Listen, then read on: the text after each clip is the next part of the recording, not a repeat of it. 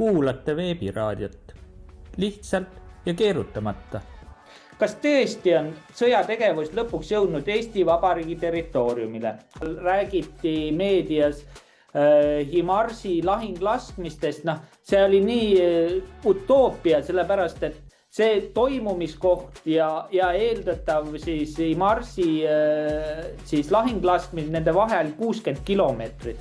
Kas või praegusel hetkel võib mingi suur kogus neid droone meie peade kohale tulla ja me oleme täitsa kaitsetud ju nende eest. Sest reaalsus on see, et meile tõestati ära, et tegelikult meie kaitsevõime on üks suur muinasjutt. Juba 26. augustil, mil Kapo, Siseministeerium ja mitmed ametkonnad veel tegid pressikonverentsi, Kapo juht ütles otse välja, et tegu ei olnud Vene ründedrooniga. Nüüd hiljuti oli Ursula von der Leyeni kõne Euroopa Parlamendis ja seal tema kõnest joonistus välja ainult see, et me peame minema sõtta, me peame näitama eeskuju, et Venemaast täielikult lahti ühendada ja minnagi nagu täieliku kaose teed. Ja nii nagu ka Riigikogus praegu ei ole Riigikogu tõesti rohkem mitte midagi muud kui valitsuse või kui võiks öelda teatud ideoloogia elluviimise jaoks kummitempel.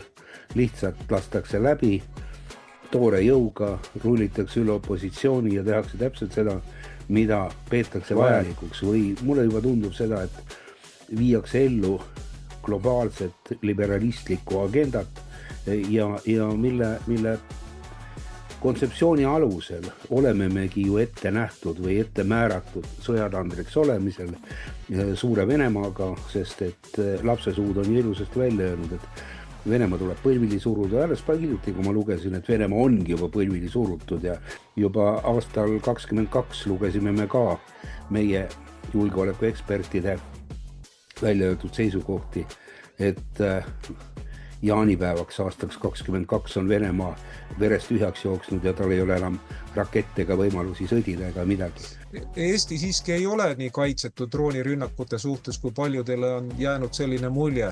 Juba aastal 2015 Tartu Ülikooli infotehnoloogia tudengid tõestasid väga veenvalt katsetega ära, et täiesti odava mikroarvuti abil on võimalik võtta droon oma kontrolli alla. Kui ma õigesti mäletan, kas see oli ööl vastu 10. septembrit 2025, kui Poolasse kukkusid Vene droonitükid. Ja siis seda toodi põhjuseks seda, et Ukraina oli võtnud Vene droonid üle, need kontrolli üle ja ise suunas need sinna Poola kukkuma. Asi, mida väga paljud ei tea, on see, et Poola oli nende droonide saabumisest teadlik, sest Valgevene sõjavägi oli hoiatanud.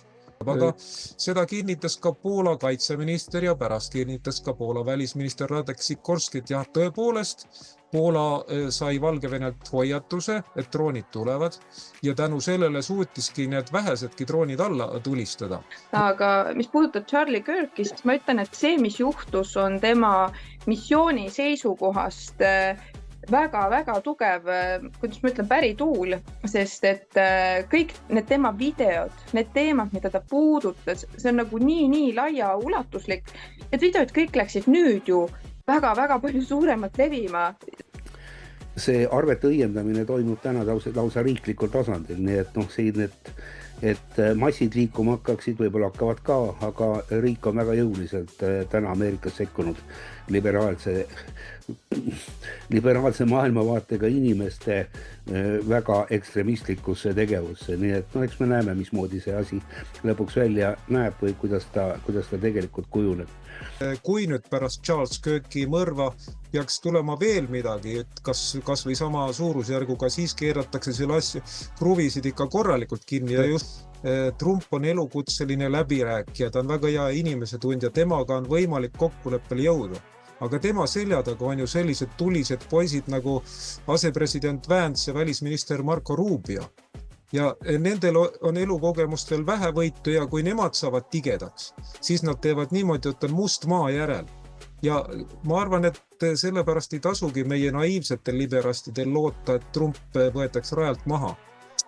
oleme varem rääkinud oma saadetes sellest, et kui süsteemi muuta, kui tahta süsteemi muuta, siis kõige parem saab seda teha väljaspoolt. Pean silmas taevakeha, mille nimi on 3i Atlas. Ma mainin seda praegu sellepärast, et näidata, et meil on olemas võimalik päris vaenlane, kellele vastusaamise nimel tuleb omavahelised nägelused unustada.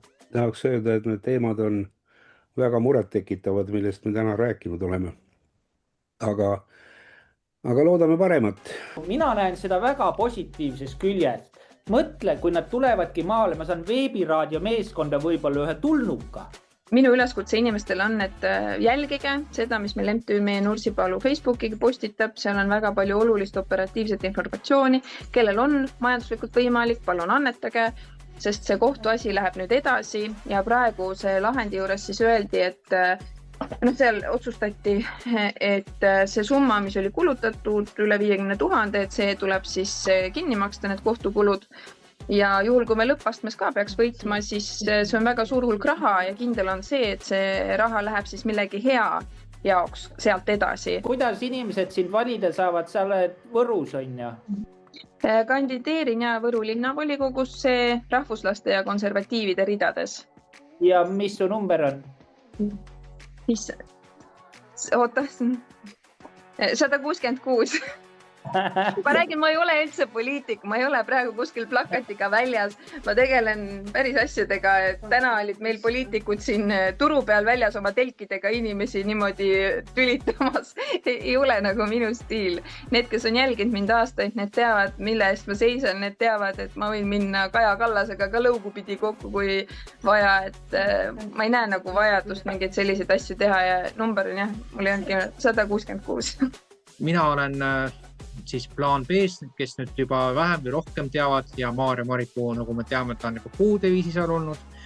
Aga mina siis olen Lasnamäel ringkonna esinumber numbriga 1150 ja mida ma soovin kindlasti nüüd rõhutada, et ma ei ole kindlasti selline lihtsalt lubajatüüp, vaid minu jaoks on teemad, mis on eriti akuutsed, see, kuidas praegused võimulevad parteid sisuliselt pea 35 aastat on sundüürnike teemad lükanud endast kõrvale, et kes ühel hetkel, kes teisel, siis kindlasti kategooriliselt on problemaatiline see, et 5G lampe ja 5G pannakse linnadesse ja mujale püsti ja samamoodi ka see, et sõiduteesid kitsendatakse. Võtame näiteks Lastekool tänava, et ennem oli seal 2 rada ja nüüd mõnes kohas on ainult 1 rada. Ja see on linnades järjest süvenev tendents ja sellise autojuhtide kiusava suhtumise vastu tuleb näidata oma kindlat seisukohta.